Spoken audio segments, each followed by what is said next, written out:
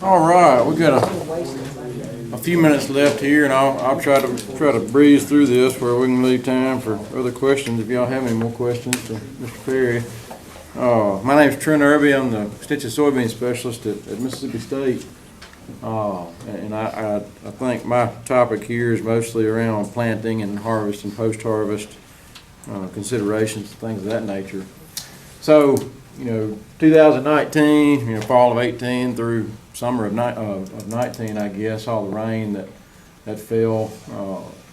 Inevitably, I think every year I deal with a lot of replants. It's just the nature of what we do. We're in an early soybean production system. We try to push the envelope on the front end and plant as early as we can. And with that comes the probability that you'll have some replant issues. So several years ago, I just got tired of not saying, I don't know. When you look at these populations and what to do and try how to handle some of these thin stands in the field, and so we've done some work, looking at that. So, every year it seems like we get situations where we get thin stands, and I think that most often occurs when we plant and catch a pounding rain or some cool temperatures or something, and we just don't get up what we expected. It's pretty uniform. It's just thin, and the ones I'm talking about is when you're running down the turn row and you look, you say, that doesn't look too bad, and you catch it at an angle, you look across the field and be like, no, that's thin. You go out there and you count them, and you're sub 80,000, and some cases worse than that, trying to figure out what to do with it. In 2019 was a little bit unique, I think. We had some seed quality issues. Our germination rates were much lower than what we were accustomed to as a result of the weather in 18. In a lot of cases. So we had a double whammy. We had lower germ than what we're used to, and we had a lot of rain on top of it. So we had, at least in our state, we had tons and tons of acres that we had just thin stands at. The hard ones, I guess, for me were these. That's the bottom half of a field flooded out. You got the top half of the field that looks great, and the bottom half of the field is flooded out. And what do you do with that? That's not really what I'm going to focus on today, but on that topic, unfortunately, I think that's a scenario where you terminate and start over. And, it'd be very difficult to manage the two crops in the field with irrigation and things of that nature moving into the growing season, even though we know that we were losing yield potential by terminating the good stand on the top half.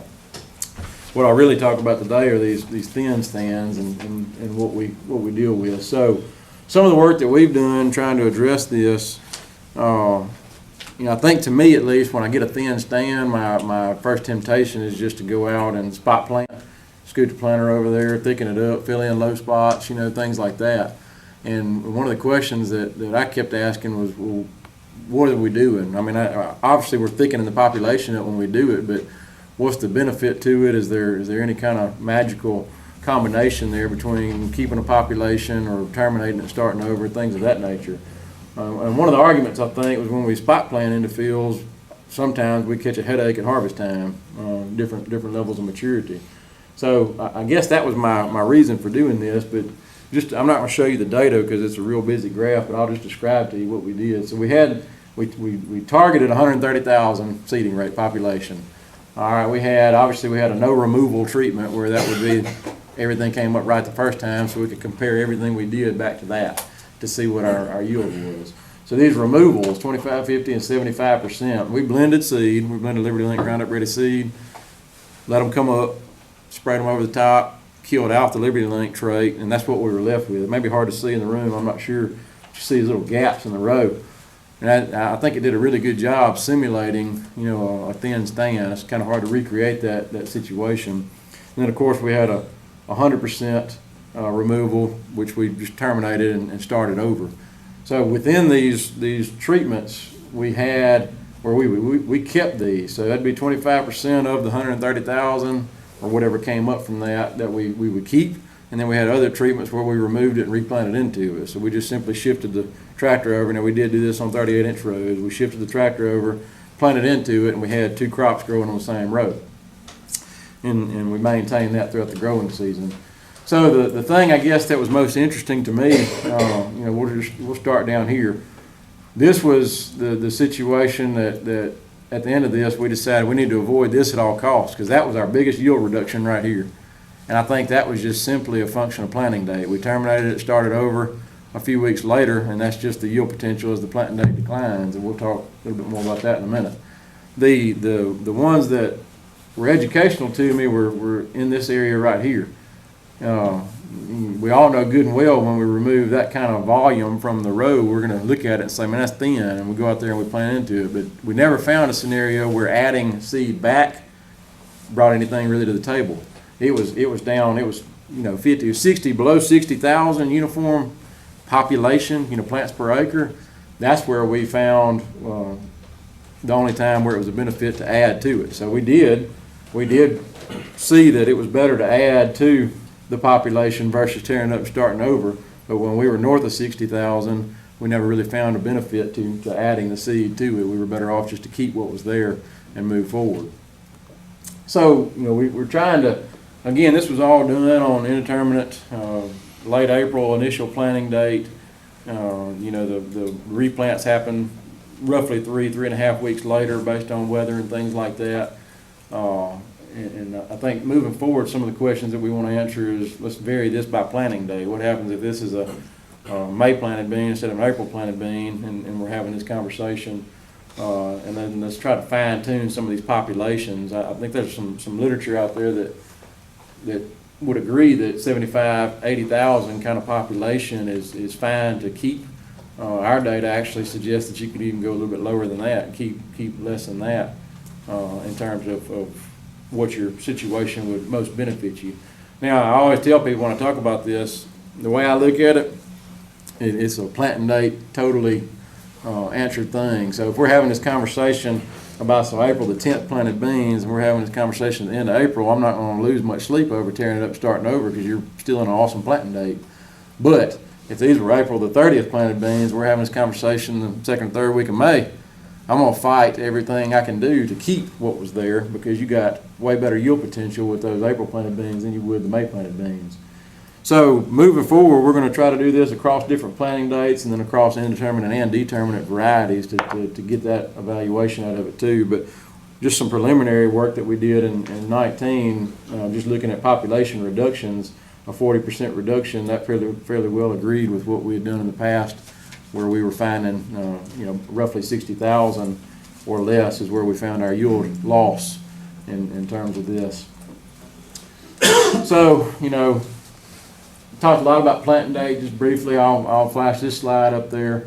Y'all have all seen soybean planting date data. There's been lots of work done across the Mid-South, all of our Mid-South states, and every bit of data that I've ever been able to come across from 20 years ago to last year, looking at planting date, all agrees that late April, early May is still our sweet spot in terms of yield potential by planting date. So I don't ever miss an opportunity to remind folks of that, especially when we're in a down soybean market. We're looking for ways to improve our profitability, and first and foremost would be the cheapest things that we can do to increase our yield potential, and one of those would be planting when Mother Nature allows us to in optimum planting dates.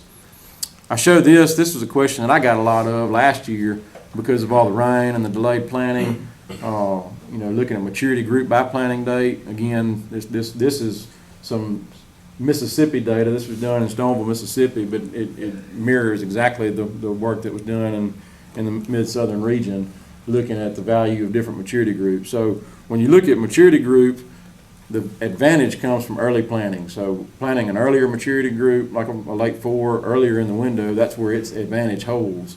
When we get out late, maturity group kind of loses its yield potential advantage. So in the case of last year, the questions I kept getting was when we had all these group 4s booked, should I go to a more full season variety to plant this late? What should I do? And I just go back here, it's really up to the producer, I think, in that scenario. There is no yield advantage to the maturity group. Me personally, I look at the maturity range of it, and I don't like bad fall weather and harvest. So if I stay with an earlier maturing variety, it's going to have similar yield potential. I know it's going to mature a week, 2 weeks earlier in the fall time. Let me get it out of the field, and that's worth some money somewhere in the event of bad weather. And I guess a lot of what I'll talk about moving forward is this quality thing. So one of the pushbacks that I get sometimes from people on early planting is grain quality, our seed quality issues that we get when we do get bad weather. And so this was 2018. We just happened to have some planting date trials in the field. We had an end of April planting date, which would be the early one here, and we had a end of May planting date, so that's just called late right there. So we were presented with an opportunity. Everybody remembers how terrible the weather was in the fall. It rained all the time. The beans were rotting in the field, nasty.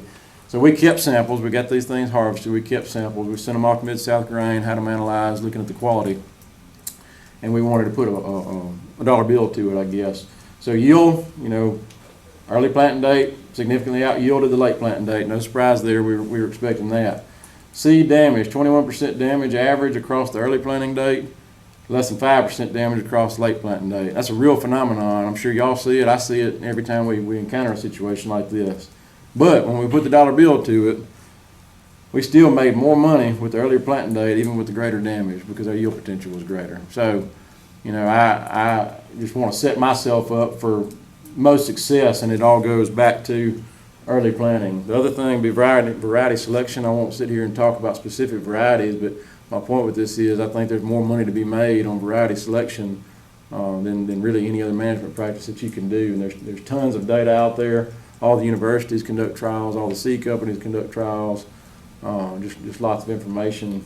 If I can help or we can help in any way, certainly don't hesitate to ask questions about certain varieties, and we can do it. But we do a lot of work around the state looking at varieties on different production systems, different soils, and just trying to keep up to date with all the changes as we get new genetics released pretty frequently. So just real quick, just talk about some harvest and post-harvest kind of things, and something that we wanted to, I guess it struck our minds in the fall of 18 when we had all the bad weather. How many of y'all use harvest aids on your soybeans? That's pretty well become standard, across Mississippi. And sometimes I think it's hard to put a pencil to, even whether it's needed or not. I talk to farmers all the time and say, man, whether you can tell the difference or not, you can always tell it when you get in the combine, the way they feed across that header, and it just improves your efficiency so much. So not a lot of products labeled. I think for us, our most common treatment would be a paraquat and sodium chlorate tank mix. A lot of it goes out by air, and that's what our pilots are putting out. I typically don't recommend sodium chlorate go out unless there's a lot of green material out there. It is a true desiccant, and it will probably increase your shattering potential compared to some of the herbicide options that we would use.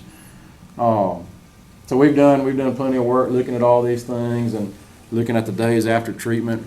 One comment that I always make, I know it's certain things have different pre-harvest intervals. Like sharpen, for example, is only a 3-day pre-harvest interval. Paraquat's 15 days. So this was, the black bar was our evaluations 3 days after application. The green was 7. You can see, 3 days after application, not everything was ready, but by a week after, everything had approached to where it needed to be. So, I tell people often, don't be tempted. I mean, the vegetation is brown, everything's brown, but give it a couple more days, and you won't regret waiting until these things are really ready to put the machine in there to do it. But one of the questions we got in 18 was, is this weather? Is it because we sprayed it with a harvest aid that we're getting all this damage? Is the untreated areas have less damage than the treated areas? And again, no way to recreate that. But one thing that we put in the field last year, and I want to continue to do that moving forward, is looking at post-harvest, harvest delay kind of things. So we put in some planting date trials where we're going to spray them with harvest aids, leave some treatments unsprayed, and then we're going to harvest certain plots on time, 2, 4, and 6 weeks late.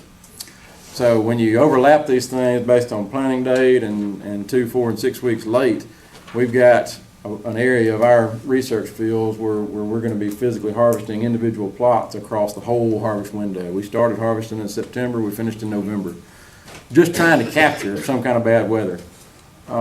And again, this is just some preliminary data, just looking at what would happen. So this is our damage. Again, pulled samples, sent them to Mid-South Grain, had them analyzed. The 0 would be harvesting it on time. That's 2 weeks late, 4 weeks late, 6 weeks late. What we found just in 1 year, there wasn't any difference between the harvest aid treated and untreated in terms of any damage. So the only thing that showed up in damage was the harvest delay. And I'll point out that we had very little rainfall until between these two. The field went underwater here. We had something like 9 inches of rain between these two harvests here, and you see our damage start going up. So it is strictly weather related. You know, I think that's what we think it is, and I think we're trying to confirm that it is that. The harvest aid in this case was not to be blamed for the damage that we got. It was just simply weather related. And of course, there's the yield that would go along with that. No real yield differences until we had the bad weather event, and then we start to see our yield decline. That's all that I have. I think we've got about 2 minutes left before this thing's over. Anybody got any questions for me? Is the harvest aid mainly just to let you get the crop out sooner? And what's the cost per acre on average for harvest aids? Traditionally, harvest aids were used to manage weeds and things like that, and today we're using it to just facilitate harvest. So we're terminating the crop before all the leaves fall off, and all the stems and petioles are dried down, and we can get the combine in there quicker. And it will also take care of any weed issues we have for the most part, but it's more just to facilitate a faster, more efficient harvest. The cost just varies. It's you know, you can use some generic paraquat treatments for not a lot of money, but you know, you're not increasing your yield by using a harvest aid. You're protecting your yield by getting it out of the field quicker. What rate on paraquat were you using? So the labeled rate is a 1/4 pound active, which for, you know, gramoxone is a pint basically. So that's substantially less than what you would use in a burn down application, but it does do the trick when you use the appropriate adjuvant systems and so forth. So the 3 pound generic is what? About a 12-ounce maximum rate or something? Yeah, it's a 11 Not point much. something. Yeah, it's like it's 11.2 maybe. Yeah. Or 10 point. That's Air right. plant costs about as much as That's right. Yeah. it's like 90 days. How do you determine when you spray? When is it ready? So the labels all say, that's my alarm going off. I set it to tell us when we were done in here. The labels all say for growth habit, you know, basically indeterminate bean, 65% brown pod, something like that. What I tell folks is in these indeterminate beans, if you look in those upper 4 nodes, you're going to find when the pods begin, the seed separates from the membrane. When that seed separates from the membrane, you got pods on the bottom changing colors. So, you know, at that point, you're finished. So it's roughly R6.5, R7 growth stage is where you get to that point. Whenever the seed separates from the membrane. Yeah, you just let the seed finish. When the seed, there's a lot more green out there than you give it credit for on the foliage. But it's, But you gotta be careful too. You don't wanna do too many at one time and get a big rain and Yeah. they're all being popped out. you know, my least favorite call I get during harvest season is when there's a hurricane brewing and we're trying to decide, do we spray it before the hurricane gets here or do we not?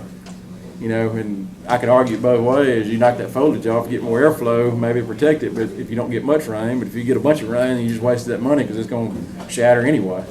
So, yes, sir. He showed a slide there that said that paraquat was ready in 7 days. Mm-hmm. Well, are you waiting another 7 to get the 15-day deal, or? Nobody's waiting. I know that, No.